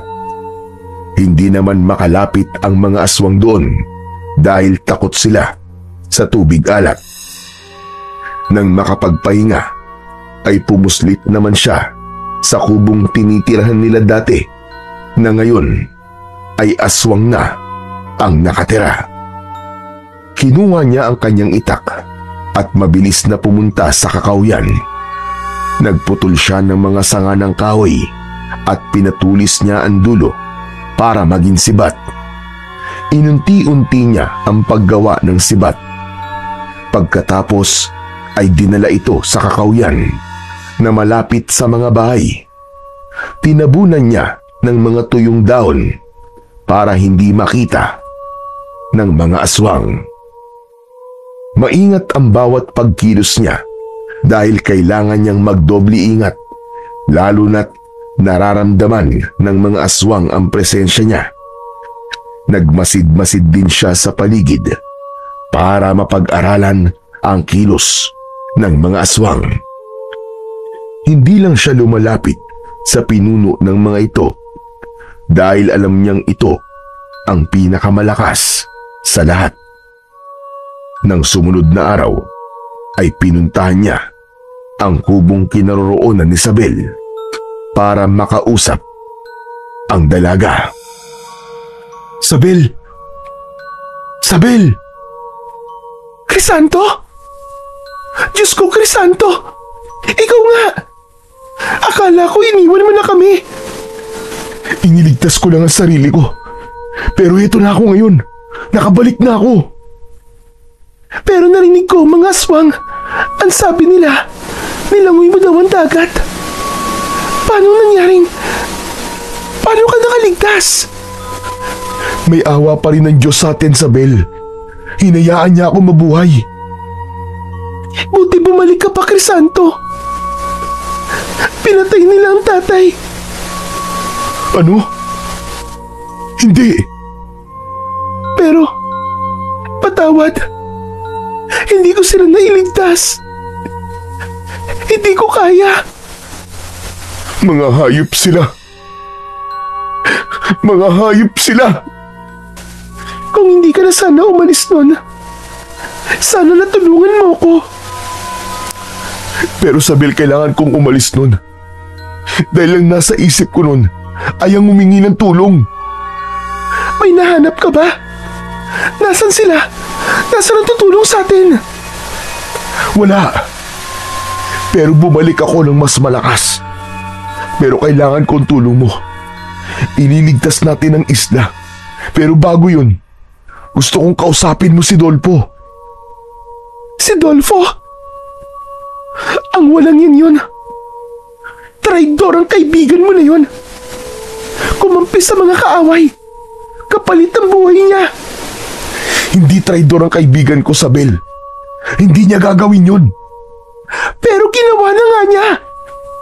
Malakas ang kutob ko na may pinaplano yun, Isabel. Hindi siya basta-basta kakampi sa kaaway. Maniwala ka sa akin. Hindi. Ayoko makipag-usap sa hayop na traidor na yun. Hindi yan ang gusto kong marinig. Ang gusto kong malaman ay kung paano mo kami matutulungan. Ano magagawa mo para iligtas ang isla? May tatakas mo ba kami lahat? Walang paraan para makatakas tayong lahat sa isla. Dahil sinira nila ang lahat ng mga bangka. Ang magagawa lang natin ay labanan sila. Ano? Labanan? Nagpapatawa ka ba? Ano ang laban natin sa mga aswang? Kapwa natigilan ang dalawa nang may marinig silang yabag na paparating. Agad na pumwesto si Crisanto sa gilid ng pinto. Kaya nang bumukas ito ay hindi siya nakita ng lalaking pumasok. Sino kausap po rito? Bakit? May nakikita ka bang tao dito? Nakausap ko? Amat, pilosopo kang babae ka. magpakasaya ka na ngayon. Dahil mamayang gabi, katapusan mo na. Hindi ako natatakot sa inyo. Patayin niyo man ako. Hindi ko isusuko ang kaluluwa ko sa sinasamba niyong demonyo. Tignan na lang natin mamaya ang tapang mo. Aalis na sana ang aswang nang matigilan ito. Sumingot-singot ito sa paligid at para bang nakikiramdam. Sisilip sana ito sa likod ng pinto pero mabilis na humarang si Isabel. Ano ba yun, ha? Bakit hindi ka pa umalis dito? Sino ang tinatago mo dito, ha, babae? Paano naman ako makapagtatago dito ng tao? Kinukulong niyo ako. Huwag kang sinungaling. Ramdam ko ang presensya ng antingero. Ilabas mo na siya. Wala nga akong tinatago. Kung ganon, hayaan mo kung masilip ang likod ng pinto. Ang kulit mo, ah. Sinabi nang umalis ka dito, eh. Matapang na sinugod ni Isabel ang aswang na nasa anyong tao pa. Ipinagtabuyan niya ito palabas sa kubo pero mas malakas ang aswang. Isang tabig lang nito kay Isabel ay tumilapon na sa sulok ang dalaga. Nagawang silipin ng aswang ang likod ng pinto kaya mariing napapikit si Isabel dahil sa pag-aakalang mahuhuli na ng aswang si Crisanto. Mabuti na lang at nagkaroon ulit siya ng tagabulag sa tulong ng kanyang mutya. Walang nakita ang aswang sa likod ng pinto. Kaya naman nagtaka ito. Anak ng, kaninong malakas na enerhiya ang nararamdaman ko? Hindi kaya ikaw yon, babae? Isa ka bang antingera? Magsalita ka! Kung antingera ako, matagal na kitang pinatay. Kung ganon, sabihin mo sa akin kung sino siya. Aba malay ko. Nakakulong ako dito. Tapos ako ang tatanungin mo. Talagang matalas sa dila mo, babae ka. Sasakali na sana ng aswang si Isabel pero agad itong sinugod ni Crisanto. Inilabas niya ang itak na nakuha niya sa kubo nila at yun ang ginamit na pansaksak sa aswang. Napatakip naman sa bibig si Isabel nang makita niyang dumugo ang parting dibdib ng aswang at saglit lang ay binawian na ito ng buhay. Hindi rin kasi nakikita ni Isabel si Crisanto. Isabel, naniniwala ka na ba sa akin na kaya ko kayong tulungan? Crisanto? Crisanto, nasan ka? Taglay ko ang tagabulag na nakuha ko sa mutya na sirena. Presensya ng mutya ang nararamdaman ng mga aswang. Pero, paanong... Tsaka na ako magpapaliwanag, Isabel. Kailangan ko ang tulong mo. Kapag tinipon kayo mamaya para pakainin, bulungan mo ang ibang mga kalalakihan. Sabihan mong may mga sibat akong ginawa at itinago malapit sa kakawyan. Tinabunan ko mga to ng mga tuyong dahon. Magagamit ninyong panlaban yun sa mga aswang. Basta, itarak nyo direkta sa dibdib nila. Sige. Pero paano? Anong gagawin natin? Paano namin yun makukuha? Makinig kang mabuti. Gagawa ako ng gulo. At kapag nagkagulo ang mga aswang, ayun na ang hudyat para magsitakbo kayo at kunin ang mga armas. Ang importante ay hindi malaman ng mga aswang ang binabalak natin. Sige, Crisanto. Ako nang bahalang magsabi sa iba. Pero, paano ang bangkay na yan? Huwag ka mag-alala. Ako nang bahala dyan. Binuhat ni Crisanto ang bangkay ng aswang. Hindi ito naabo dahil anyong tao ito nang mapaslang niya. Iilan lang ang mga aswang nagising para magbantay. Karamihan sa kanila ay tulog sa araw, kaya naman hindi nahirapan si Crisanto na ilabas sa kubo ang bangkay. dinala niya ito sa harap ng kubong tinitirhan ni Segundo. Matapos yun, ay bumalik na siya sa dagat para planuhin ang gagawing paglusob mamayang gabi. Magdadagdag pa siya ng mga sibat para mas maraming magamit ang mga kalalakihan kapag nagsimula na ang pakikipaglaban nila sa mga aswang. Habang naglalakad, ay nakita niya ang ibang mga aswang na nagbabantay sa paligid. Hindi kasama ang kaibigan niyang si Dolpo sa nakatokang magbantay doon ng araw na yun. May mga inaatasan kasi ang pinunong si Segundo para magbantay sa dating daungan ng mga bangka para makita kung may darating o aalis. Wala na din naman ang mga bangkang pangisda doon dahil sinira na ito ng mga aswang. Agad na naalala ni Crisanto ang kanyang ama, pati na ang mga kababayan niyang pinatay ng mga ito. Nakaramdam siya ng matinding galit. Mga hayop kayo! Magbabayad kayong lahat! Magbabayad kayo sa ginawa niyo sa amin! Hinugot niya ang itak na nakasukbit sa bewang niya bago marahang nilapitan ang isang aswang. Agad niya itong sinaksak sa bandang dibdib. Hindi man lang namalayan ng mga kasama nito ang ginawa niyang pagpatay. 5 aswang ang naroon, kaya kailangan niyang magdahan-dahan para hindi siya mapansin ng mga ito. Isang aswang pa ang nakahiwalay sa mga kasama, kaya iyon ang pinuntirya niya. Agad niya itong sinaksak sa bandang dibdib din na agad nitong ikinamatay. 3 aswang na lamang ang natitira at nagkukumpulan ang mga ito. Hindi naman siya nakikita, kaya marahan siyang lumapit sa kinatatayuan ng mga ito. Nang makalapit siya, ay naalerto ang mga aswang. Parang nararamdaman ng mga ito ang presensya niya. Sinugod ni Crisanto ang isang aswang na akmang tatakas. Tinaga niya ito na tinamaan naman sa balikat.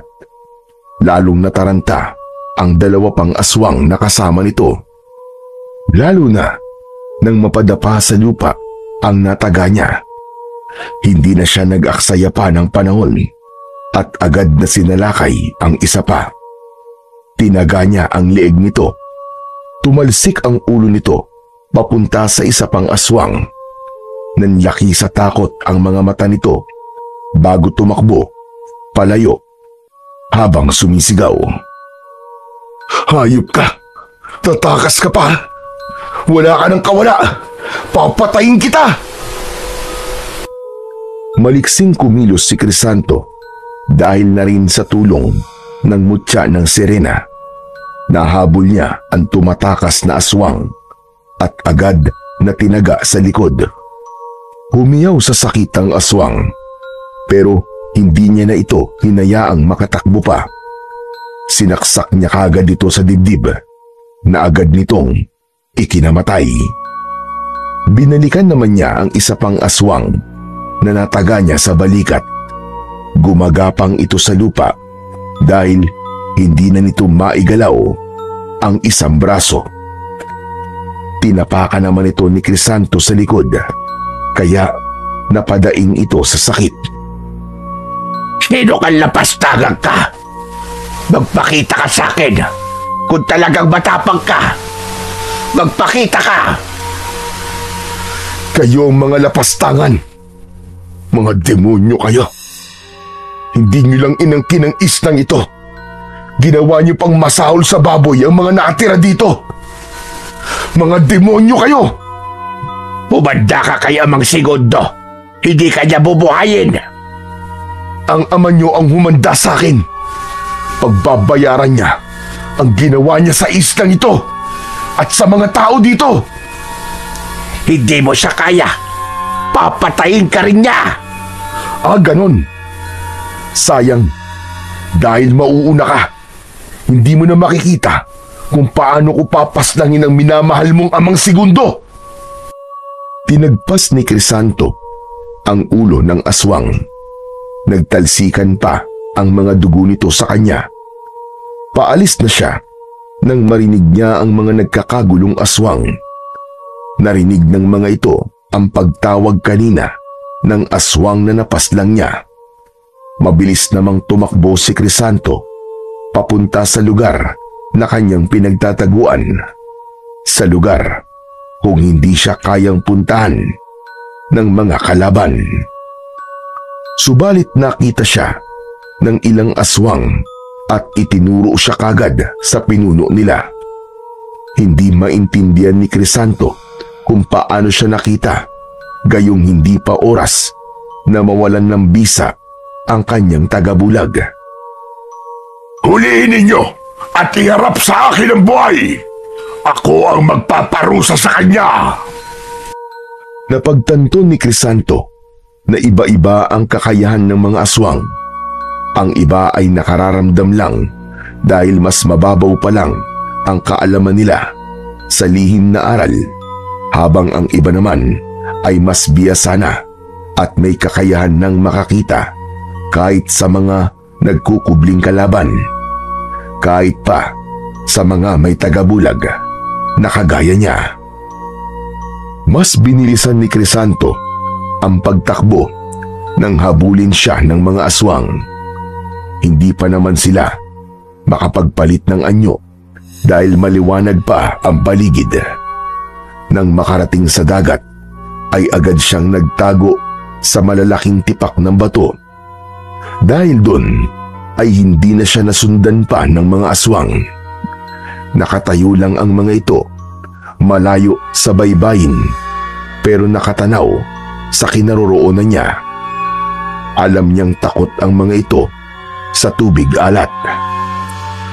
Akala mo ba makakatapak ka pa sa isla nito? Hanggang diyan ka na lang, lapastangang lalaki.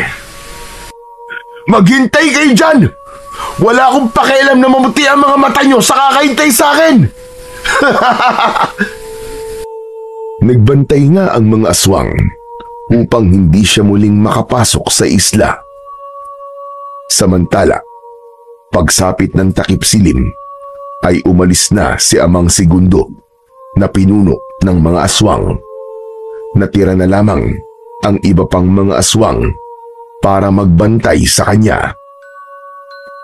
Mga siraulo, magbantay kayo hanggat gusto nyo. Taglay niya ang mutya ng sirena, kaya naman may kakayahan siyang lumangoy at pumailalim sa tubig ng matagal. Naghanap siya ng ibang madadaanan upang muling makapasok sa isla. Nang makahanap, ay agad na siyang umahon at naglakad papasok sa kakawyan. Subalit may nakakita ulit sa kanya. Anak nang, nalintikan na. May bantay din pala dito. Inihanda niya ang sarili niya sa pagsugod ng mga aswang. 3 aswang ang nandoon at agad na pumalibot sa kanya. Sumugod ng isa at hinawakan siya sa balikat. Agad naman itong napasok, kaya napaatras. O ano? Lumapit pa kayo! Akala ko ba kaya niyo ko? Ano? Lapit pa! Lapit! Napaatras ang mga ito habang patuloy sa pag-angil. Kung ayaw niyo lumapit, sige, ako na lang ang lalapit sa inyo. Mabilis na tumalikod ang mga aswang at akmang tatakbo sana nang umabante siya. Subalit dahil sa taglay niyang bilis ay agad niyang nilapitan ng mga ito at gamit ang kanyang itak, tinaga niya ang isa. Ngunit maliksing nakaiwas ito sa pag-atake niya. Pinagtawanan pa siya ng mga aswang. Pinakalma niya ang sarili. Maya-maya pa ay tila bumubulong na sa kanya ang mga alon. Narinig niya ang tinig ng sirena. Malayo yun, pero naiintindihan niya. Itinuro nito ang orasyon na dapat niyang sambitin. Mabilis siyang kumilos. Ang kanyang liksi ay katulad ng sakidlat. Sa gulat ng mga aswang, isa ang nagsabi na kailangang tawagin na nila ang kanilang mga kasama. Hindi ako papayag na makaalis pa kayo. Ano kayo, mga hilo? Mga hayop kayo. Para to sa tatay ko! Dumaing sa sakit ang unang aswang na kanyang nasaksak. Ito pa! Para sa lahat ng mga pinatay nyo! Muli ay sinaksak niya ito hanggang sa mamatay. Papatakas na ang dalawang aswang, pero mabilis niyang nahabol ang isa pa. Nagmamakaawa ito ng gusto sa kanya na wag papatayin. Nagmakaawa din ang mga pinatay nyo. Pero nakinig ba kayo, ha? Nakinig ba kayo? Papatayin ko kayong lahat. Hindi kayo dapat kaawaan! Mabilis ang bawat galaw ni Crisanto. Napatay niya ang dalawang aswang, habang ang isa na mas malakas at may kakayahang makakita sa kanya ay mabilis na nakatakbo at nakalayo para magtawag sana ng mga kasama. Hinabol niya ito at agad namang naabutan.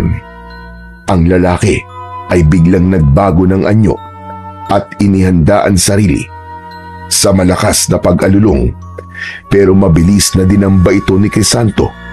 Nagpambuno silang dalawa hanggang natumba at nagpagulong-gulong sa lupa.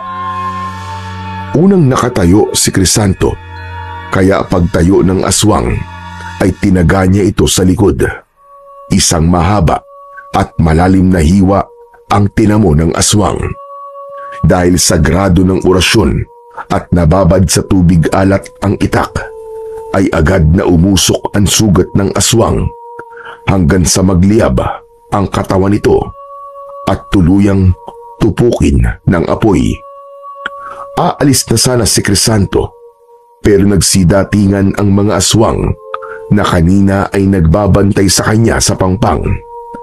Pinalibutan siya ng mga ito, kaya umusal siya ng proteksyon bago sinugod ang isang aswang.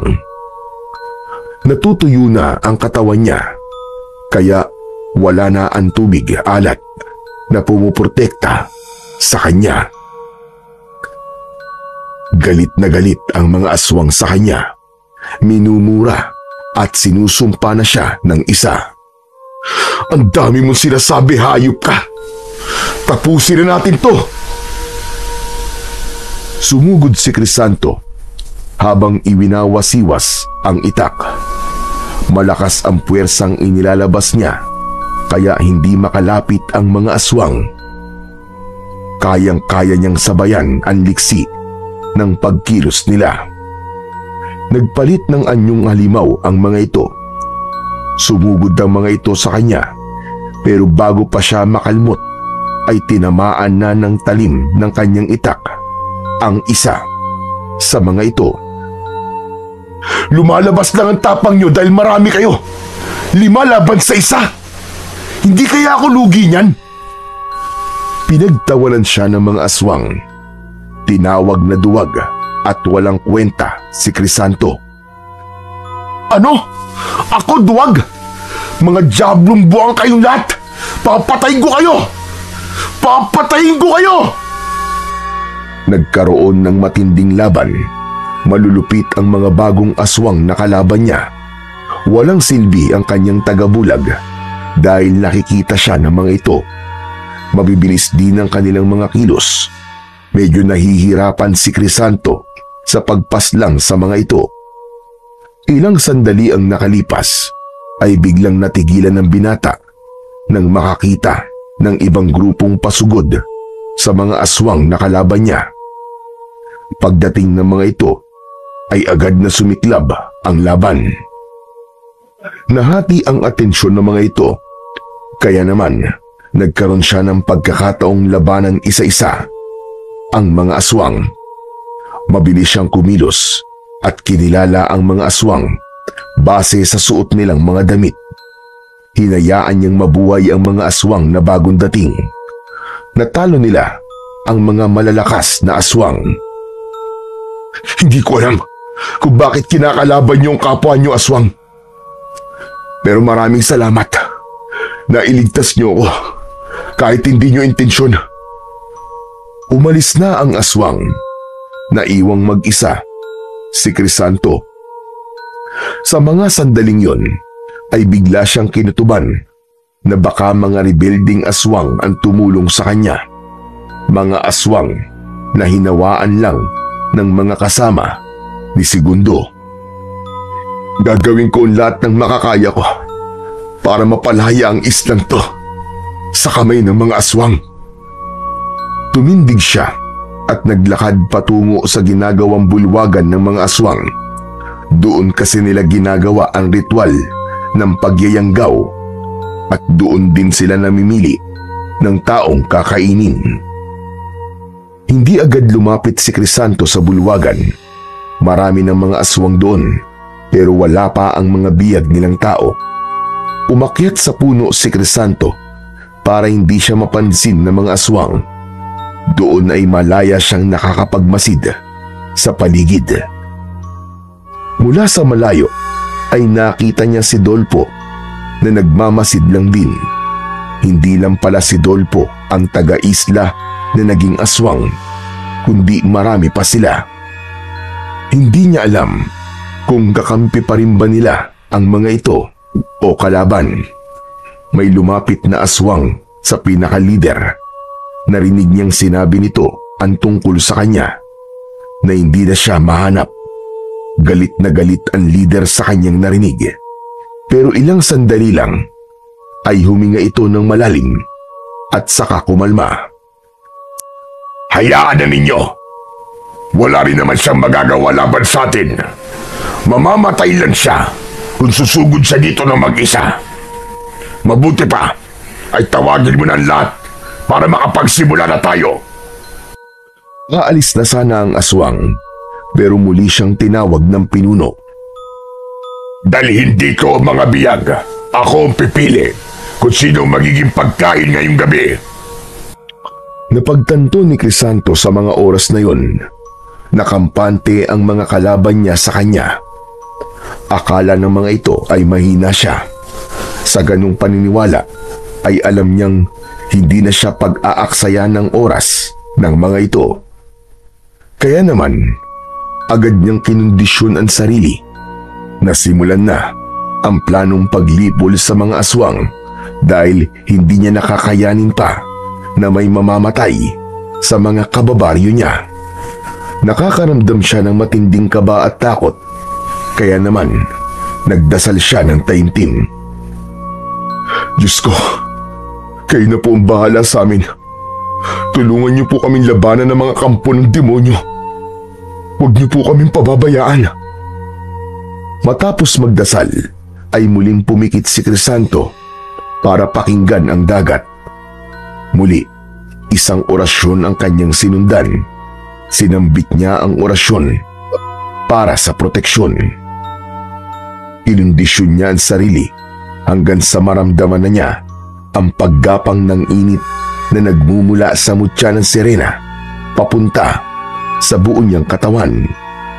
Nang magmulat na ng mga mata si Crisanto, ay nakita niya na ang grupo ng mga tao sa isla na naglalakad papunta sa bulwagan. Walang tali ang mga ito kasi kampante ang pinuno ng mga aswang na walang makakalabas ng buhay sa islang yon. Nakita din ni Crisanto si Isabel na binubulungan ang katabing lalaki. Nagtitinginan ng mga ito, kaya alam ni Crisanto na nagawa ng maayos ni Isabel ang iniutos niya rito. Nasa gitna ng bulwagan ang mga tao habang ang mga aswang naman ay nakapalibot sa kanila. Simulan na ang pagdarasal! Pagdarasal para sa ponyong demonyo! Pwe! Lapastangan ka! Kayo ang lapastangan! Mga hayop kayo! Nilapastangan niyo ang buhay ng lahat dito. Matapang ka talaga, babae. Hanga ako sa'yo. Pero bakit ayaw mo sumanib sa amin? Yan tapang mo na yan. Magagamit ko yan sa mas mahusay na paraan kapag pumanig ka sa amin.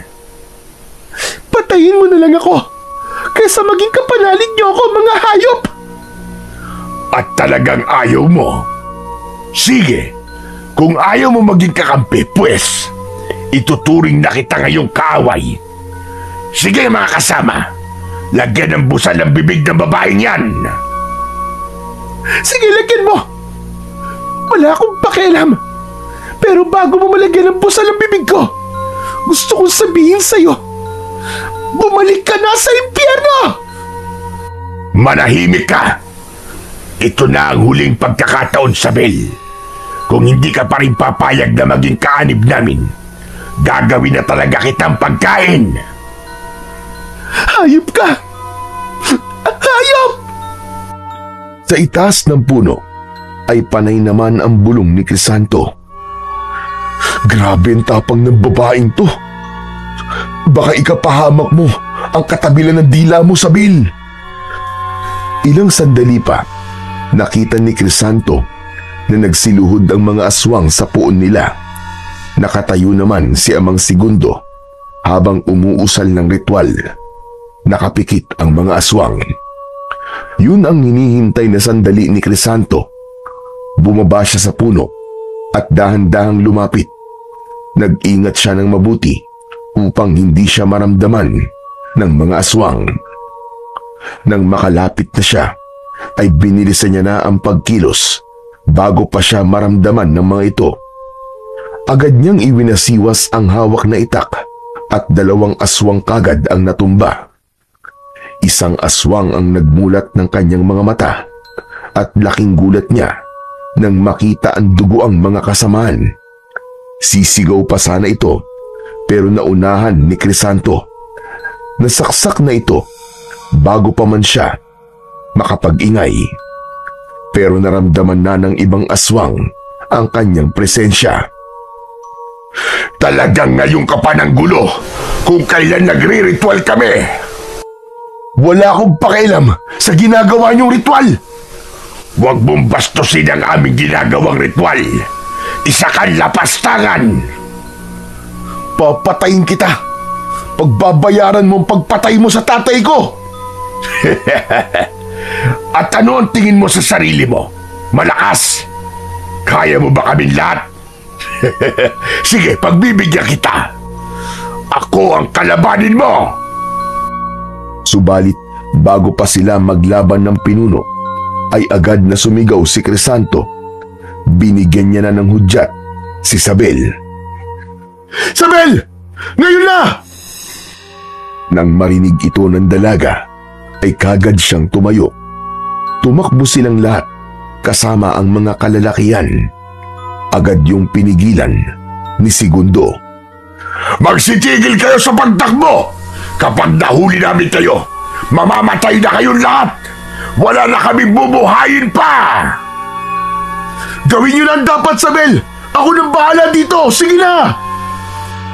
Mas binilisan pa ng mga tao ang pagtakbo. May ilang pumigil sa kanilang mga aswang. May ilan na nasugatan pero walang huminto. Pupunta sila sa kakawyan kung saan nakatago ang mga sibat. Hindi nila pinansin ang pag-aalburuto ng pinunong aswang at ang paghabol sa kanila ng mga aswang. Lahat ay sabik, lumaban para sa kanilang kalayaan. Walang yakang lalaki ka! Ang lakas ng loob mong gawin ito sa loob ng aking isla! Ang kapal ng mukha mo sabihin na sa'yo ang islang to! Sa amin to! Sa amin! At ipaglalaban namin ang aming tahanan laban sa inyo kahit na anong mangyari.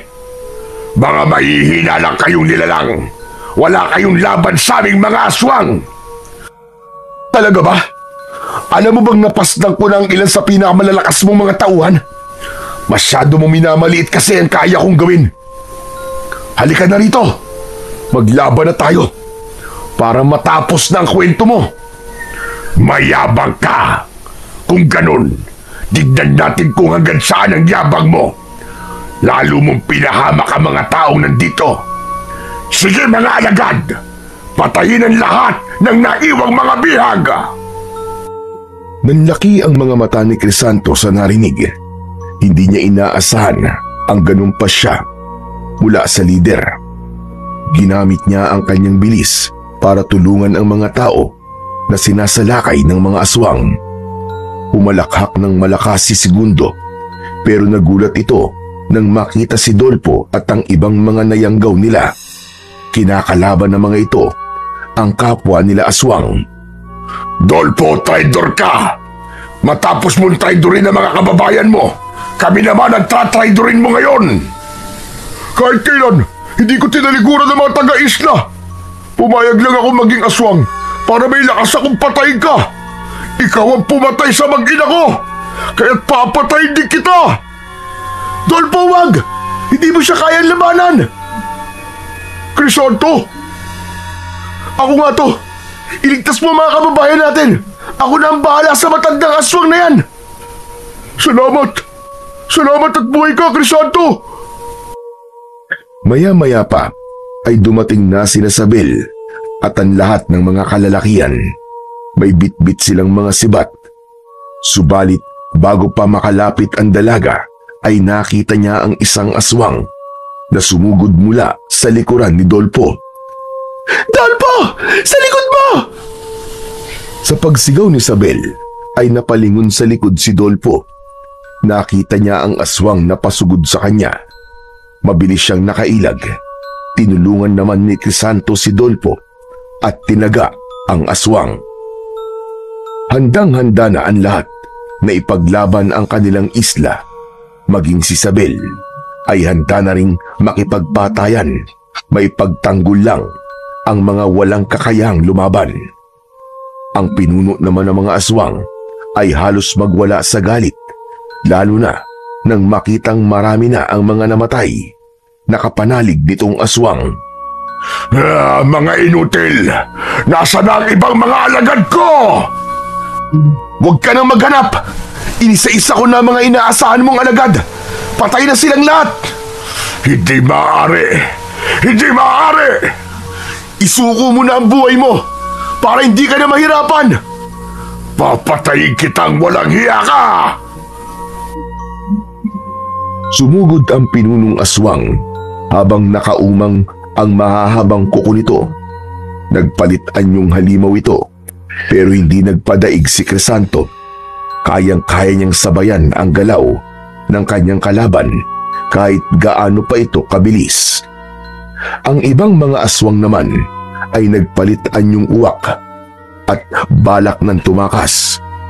Dumampot ng bato si Dolpo at ibinala sa tirador na palagi nitong dala. Tinirador nito ang mga uwak kaya bumabagsak ang mga ito sa lupa. Hindi ako papayag na ikaw lang ang sisira sa plano kong pagpaparami ng lahi. Papatayin kita! Hindi rin ako papayag na makapaghasikap pa ng lagim sa islang ito at sa iba pang mga lugar. Katapusan mo na! Akmang itatarak na sana ni Crisanto ang itak sa dibdib ni Segundo, pero nakapagpalit ito sa anyong uwak at lumipad para tumakas. Tumatakas na ang duwag na pinuno! Tumatakas na siya! Bumalik ka dito! Duwag na aswang! Walang nagawa si Crisanto. Maya-maya pa ay napatingin ito sa kanyang kaibigan. Dolpo! Ang tirador mo! Ihagis mo sa akin! Dali! Hinagis ni Dolpo ang tirador nito papunta sa kaibigan niyang si Crisanto. Agad niya naman itong nasalo. Dumampot siya ng mga bato bago mabilis na tumakbo para sundan ang halimaw. Sa liksi ng pagkilos niya ay mabilis niyang narating ang dagat. Patawid na sa dagat ang uwak. Tumataas ang lipad nito pero nakikita pa rin niya ang pagkampay ng pakpak nito kahit sa dilim. Tumatakas na ang halimaw, Crisanto! Nakikita ko sila! Nasa itaas! Huwag kang mag-alala, Dolpo. Malinaw ko din silang nakikita. Akong bahala. Asintado ko sa paggamit ng tirador tulad mo. Tama na nga kayabangan mo, Kasanto. Tiradorin mo na ang aswang. Dahil kapag hindi mo siya tinamaan, ikaw ang titiradorin ko. Inasinta ni Crisanto ang uwak nang makitang malayo na ito sa pangpang. Sa tulong na din ng mutya ay malinaw niyang nakikita ang uwak sa dilim. Mas malakas din ang puwersa niya, kaya nang pakawalan niya ang bato ay tumama pa rin yun sa ibon kahit malayo na ito. Bumagsak ito sa tubig alat. Ilang sandali lang ay nalapnos ang katawan ng aswang hanggang sa tuluyang naglaho. Nagsigawan sa tuwa ang mga taong nakasaksi nito.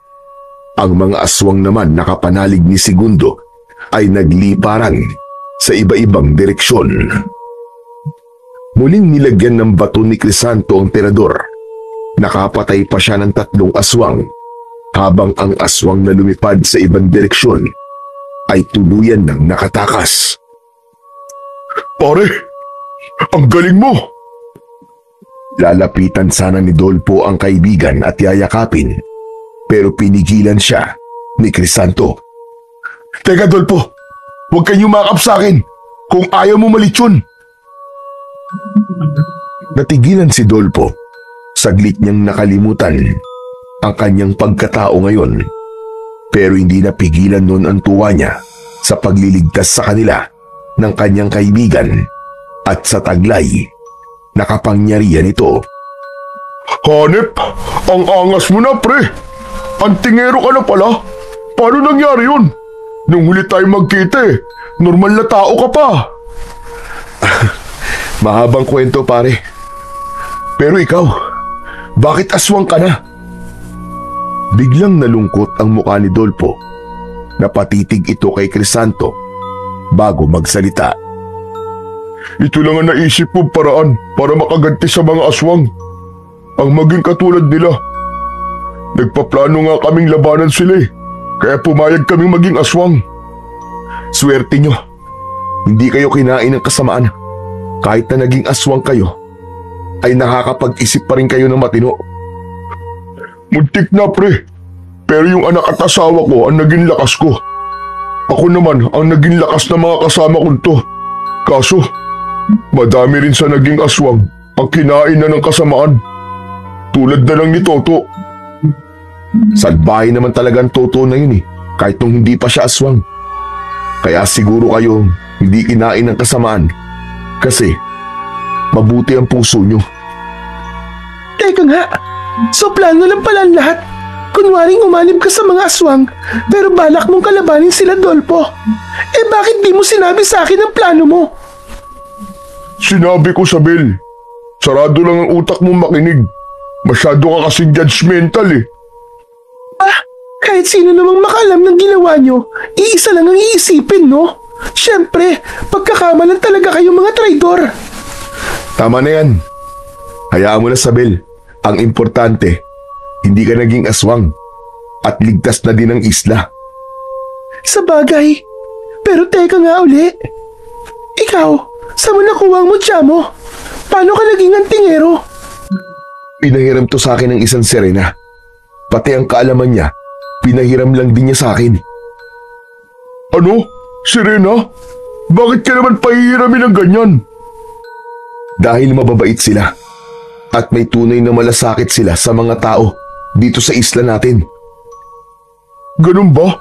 Akala ng lahat ay masasama sila Hindi sila masasama. Mga mabubuti silang nilalang. Basta't hindi lang natin sila sasaktan o sisirain ng dagat. Ngayon tapos na ang problema natin sa mga aswang. Isusuli mo na ba yan, ha?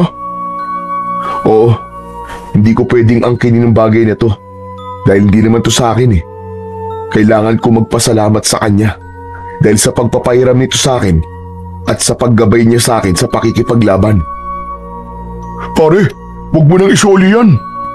Ha? Bakit? Bago mo isoli, patayin mo muna ako. Ano ka mo? Nababaliw ka na ba, Dolfo? Kaya nga naman, bakit pa naman sinasabi yan, Dolfo? Aswang na ako ngayon eh. Hindi na normal ang buhay ko. Ngayon patay na si Segundo at nabuwag na ang kulto nila. Gusto ko nang makasama ang mag-ina ko. Sira ulo ka ba? Di ka pwedeng mamatay. Mabubuhay ka ng normal dahil hahanap ako ng paraan para mawala ang sumpang yan sa katawan nyo. Hindi. Ano pa ang silbi na mabuhay kung wala naman ang mag-ina ko? Gusto ko na silang makasama, Crisanto.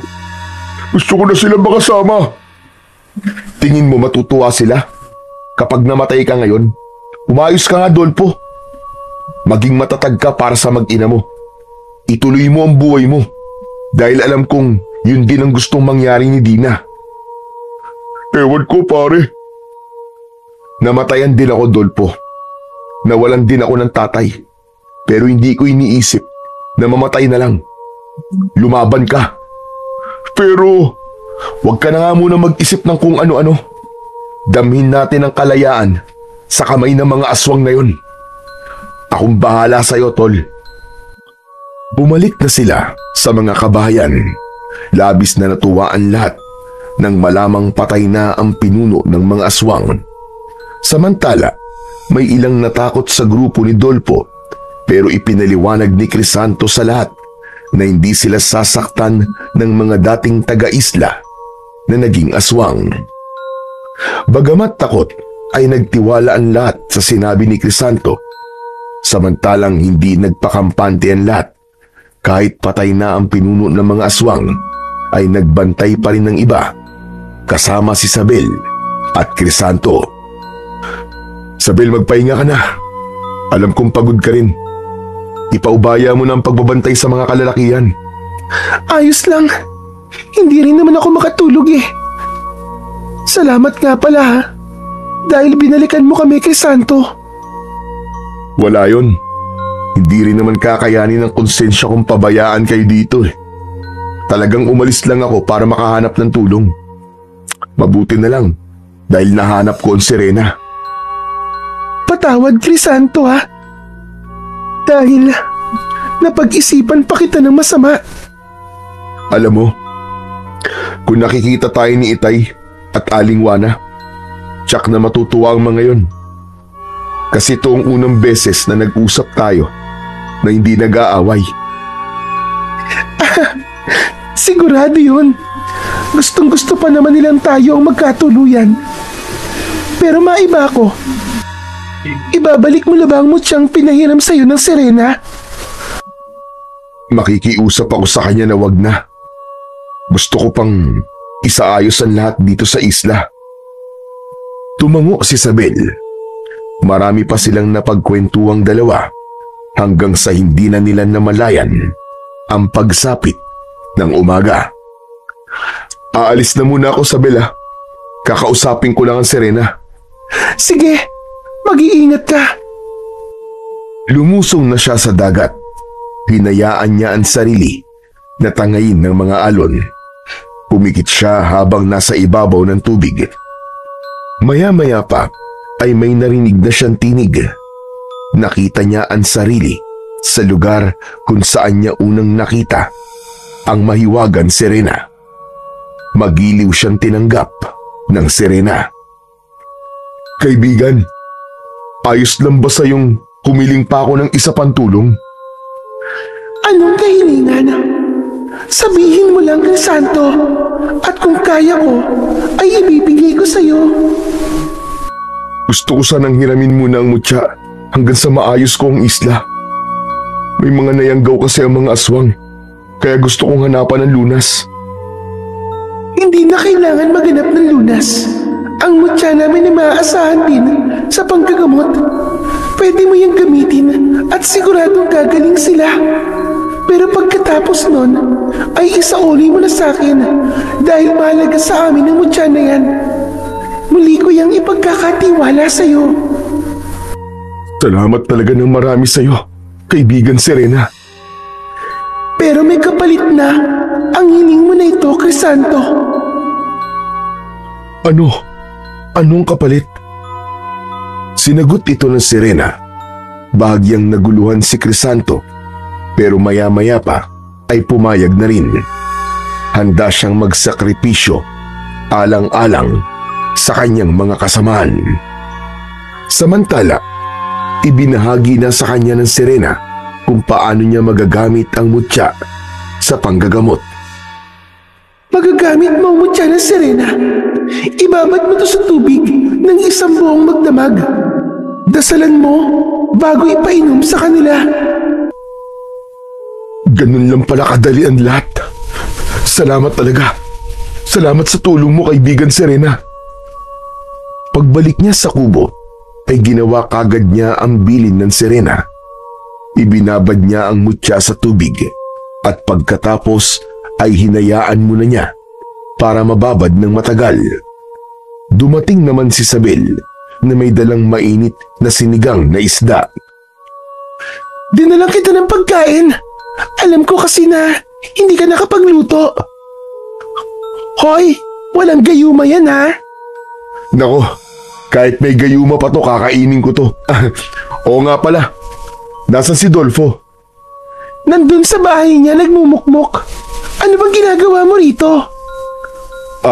Gumagawa ako ng gamot para mabalik na sa dati ang mga nayanggaw. Kailangan ko ng tulong mo, Sabel. Oo naman, maaasahan mo ako dyan. Huwag mo rin sanang pababayaan si Dolfo Gabayan mo siya. Kasi baka totohanin niya ang kagustuhan niyang mamatay. At kapag okay na ang lahat, huwag mong pababayaan ang mga tao dito sa isla. Teka, sandali nga. Bakit parang nagbibiling ka? Aalis ka ba sa isla? Hindi ko nasabi sa'yo. May kapalit kasi ang tulong ng Serena sa atin eh. Anong kapalit? Kailangan kong tumira kasama nila habang buhay. Ano? Totoo ba yan? Malungkot na tumango si Crisanto. Napuno naman ng luha ang mga mata ni Isabel bago yumakap sa kanya. Hindi na rin niya napigilang umiyak bago tumugon sa yakap ng babae. Alam mo ba kung bakit lagi akong galit sa'yo, ha? Hindi mo kasi ako pinapansin. Tapos kapag napansin mo naman ako, tinatrato mo ako parang si Dolfo. Hindi mo ako tinatratong babae.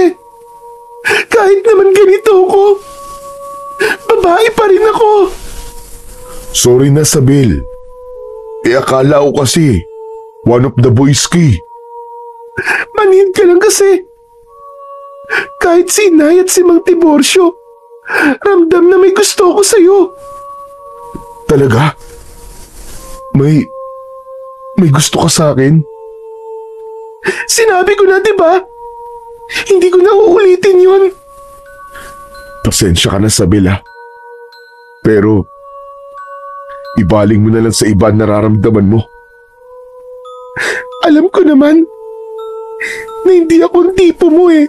Kaya sige lang. Ano ba yan? Sige na nga, kumain ka na. Baka lumabig yun sa baw eh. Bukas babalik ako dito para tumulong sa panggagamot. Kanina pa nakaalis ang babae, pero nakatulala pa rin si Crisanto. Alam niya sa sarili na may damdamin din siya kay Isabel, pero hindi niya na dapat sabihin dahil aalis na siya. Kinabukasan ay nanggamot na sila ni Isabel. Dinadasalan niya ang mga tubig at ito naman ang nagpapainom sa mga nayanggaw. Matapos makainom ay nagsuka ang mga ito hanggang sa lumabas ang napakalapot at nangingitim na laway. Naging matagumpay naman ang gamutan nila. Nakabalik na sa normal na pamumuhay ang mga taga-isla. Nang maisaayos ni Crisanto ang isla, ay tsaka naman niya hinarap ang obligasyon niya sa Serena. Kailangan niyang tuparin ang ipinangako niya dito, kapalit ang tulong na ibinigay nito. Nang gabing yun ay naglakad si Crisanto papunta sa dagat. Hindi na niya nakita ang lihim na pagtanaw ni Isabel. Lumusong si Crisanto sa dagat. Lumangoy siya hanggang makarating sa kailaliman nito. Mula doon ay tila hinihigop sa kung saan ang kanyang katawan hanggang mamalayan na lang niyang nasa mundo na siya ng mga sirena. Doon ay namuhay siyang payapa pero puno ng kalungkutan. Madalas ay tumatanaw siya sa kanilang isla at kung minsan naman ay lihim niyang tinutulungan ang mga mangingisda para makakuha ng sapat na isda.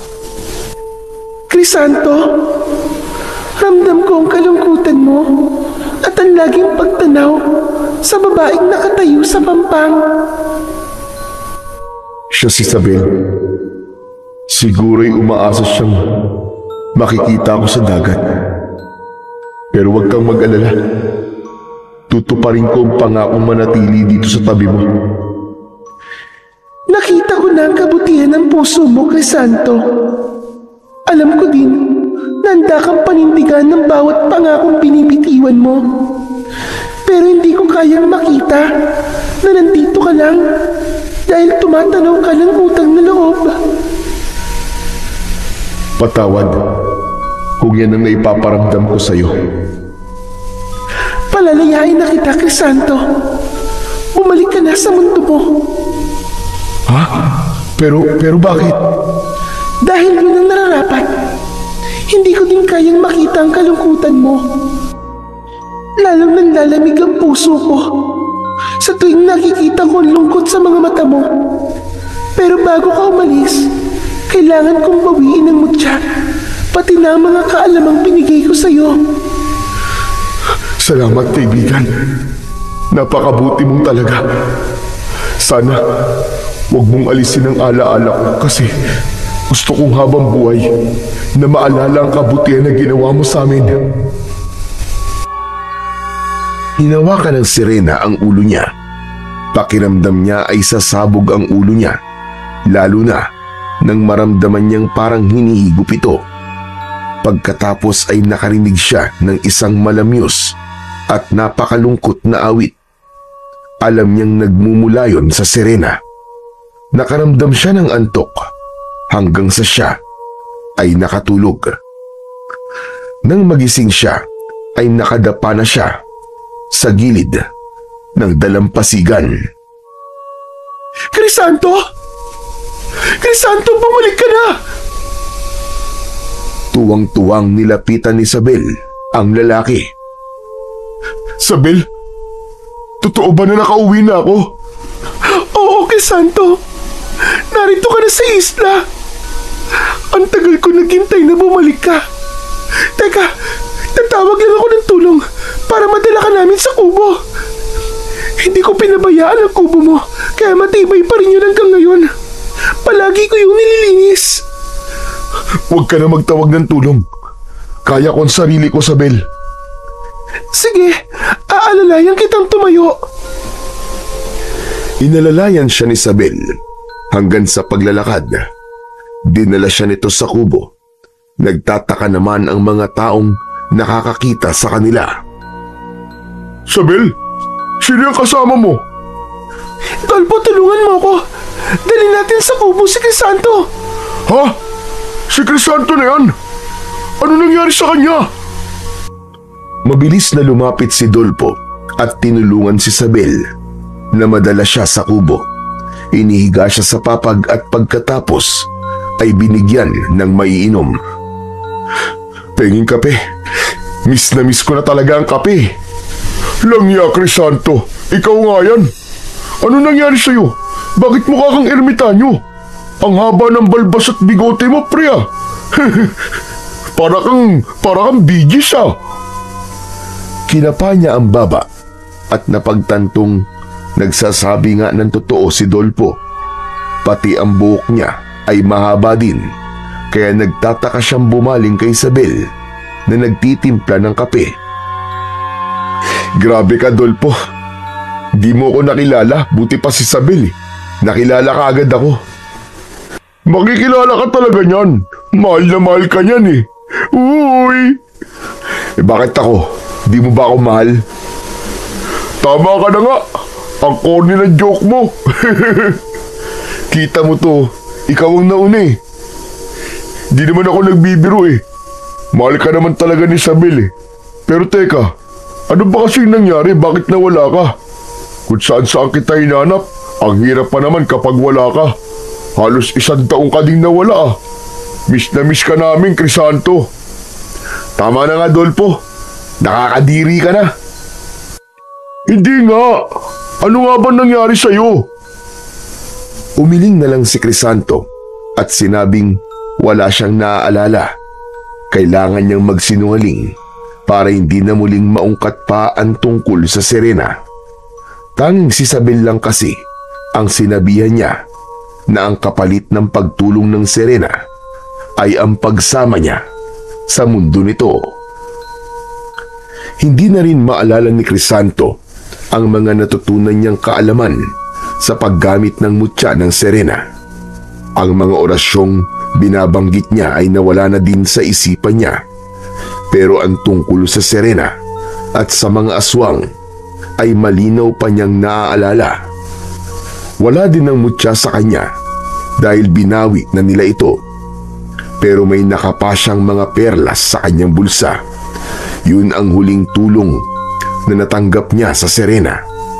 Bumili siya ng mga bangkang pangisda at ibinahagi ito sa kanyang mga kaisla. Nagkatuluyan din silang dalawa sa wakas ni Isabel. Minahal niya ang babae nang higit pa sa inaakala niya. Si Dolpo naman ay patuloy na nabubuhay. Sa paglipas ng panahon ay natanggap na din ito ang pagkawala ng asawa at anak. Hindi man ito sila tuluyang nakalimutan, ay natuto naman itong muling umibig hanggang sa makapag-asawa na rin. Ang mga aswang ay hindi na muling bumalik sa isla. Siguro ay nagkawatak-watak na ang mga ito at naghahasik na sa iba't ibang sulok ng bansa. Naging masaya ang buhay nila Crisanto at Isabel. Namuhay silang payapa at masagana. Lalong naging masigla ang buhay mag-asawa nila nang mabiyayaan sila ng 2 anak na lalaki at 1 anak na babae. Nagpatuloy pa rin sa pangingisda si Crisanto at paminsan-minsan ay naririnig niya pa rin ang malamyos na tinig ng sirena na parabang umaawit. Nagbabantay at nakahandang tumulong kung muling magbalik at sumalakay ang puwersa ng kasamaan.